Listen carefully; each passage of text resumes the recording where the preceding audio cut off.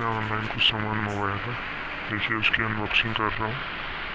ये show base है 1 kilo का, ये मिला मेरे को 145 का, जो 5 दिन में आ गया था। ये है सोप मोल्ड, इस साबुन बनाने के लिए सोप मोल्ड है, 2 हैं, ये 192 के मिले हैं। उसके बाद तीसरे नंबर पे है, ये है मेरे पास सोप फ्रेगरेंस बोलते हैं इसमें,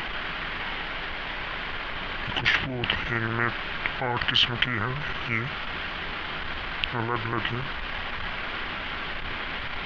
नीचे ये लेवेंडर का है, कुछ चॉकलेट के हैं, लेमन का है, चॉकलेट का है, और बहुत सारे हैं। ये 8 किस्म के हैं। ये मेरा ये आएगा 5-6 दिन में आ गया। अब मैं इससे साबुन रेडी करूँगा, उसकी वीडियो मैं अलग से बनाऊँगा।